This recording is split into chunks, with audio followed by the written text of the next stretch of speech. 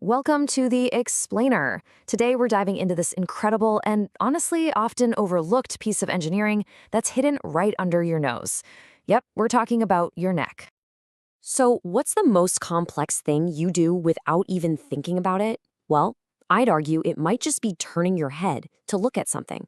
I mean, that simple little action, it's supported by one of the most vital and, believe it or not, surprisingly vulnerable structures in your entire body.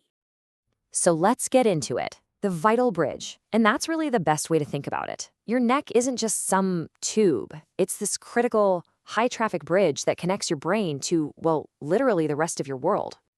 Now, think about the job the neck has to do. It's this insane dual role. On one hand, it's got to be strong enough to hold up your head, which, by the way, weighs about 11 pounds. That's like a bowling ball. But at the same time, it has to be super flexible, right? So you can look all around. And here's the crazy part, the real kicker.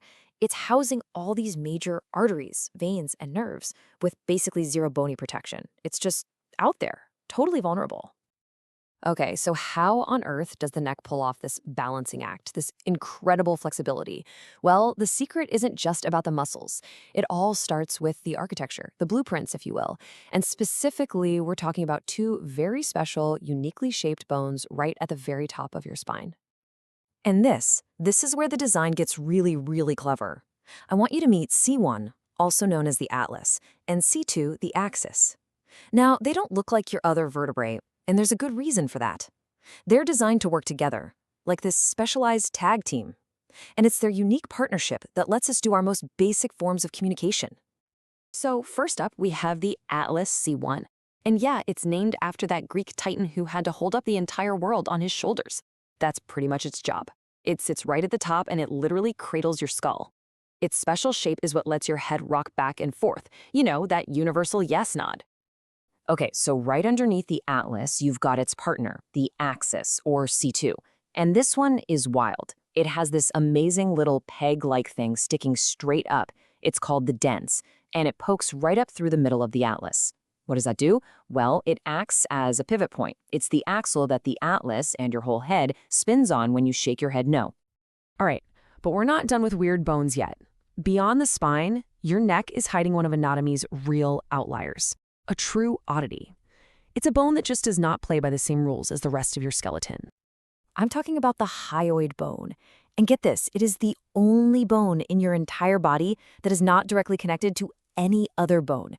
No joint, no articulation, it just floats. It's suspended in place by this intricate web of muscles and ligaments. So you're probably thinking, a floating bone? What's the point of that? Well, even though it's kind of this anatomical lone wolf, the hyoid is an absolutely critical hub. Think of it as an anchor point. It anchors all these important muscles for your tongue and the front of your neck. That makes it essential for things we do thousands of times a day without thinking, like swallowing and speaking. Oh, and it also helps prop your airway open, which is, pretty important. Okay, so we've got all these crucial parts, bones, nerves, arteries, all packed into this tiny space. So how in the world does a doctor or a surgeon navigate all of that? Well, they use this really clever system that's basically like an anatomical GPS. They're called the neck triangles. It's a really smart roadmap. The system divides the neck into these different zones, these neighborhoods. You've got the anterior triangle right at the front and the posterior triangle off to the side. And by knowing which triangle they're in, a surgeon knows exactly what important stuff they're going to find there. Like, okay, I'm in the anterior neighborhood, so the carotid artery should be right around here, or I'm in the posterior one, so I need to be careful of the big nerves going to the arm. All right, now that we know the layout of the neighborhoods, let's meet the power players, the superstars who are actually doing all the work. Your neck has a ton of muscles, but there are two in particular that do most of the heavy lifting. First up is a muscle with a mouthful of a name, the sternocleidomastoid. Don't worry, we can just call it the SCM. It's that big, broad, strap-like muscle you see running diagonally down the side of your neck. When you use just one of them, it pulls your head and turns it to the opposite side. It's that really prominent muscle that just pops out when you turn your head. You know what's cool? You can actually feel this powerhouse for yourself. Seriously, try it right now. Turn your head to one side and then push your cheek against your hand, like you're resisting it.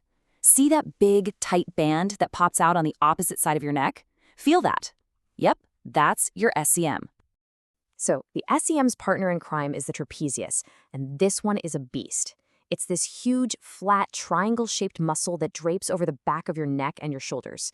You know when you shrug your shoulders? That's the trapezius. When you look up at the ceiling, that's it too. Together, these two muscles, the SCM and the trapezius, they're the ones controlling all the big movements of your head and neck.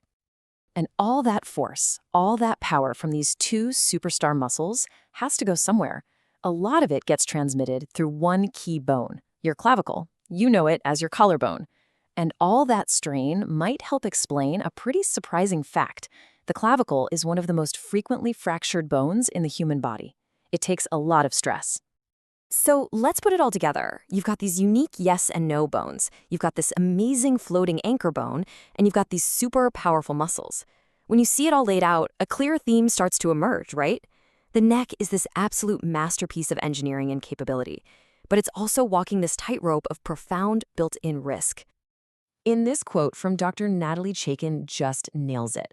The neck is a transitional area, a vulnerable region due to lack of bony protection. It really is this perfect, delicate balancing act. It has to give you all this mobility while at the same time protecting that absolute information superhighway of nerves and blood vessels that's running straight through it.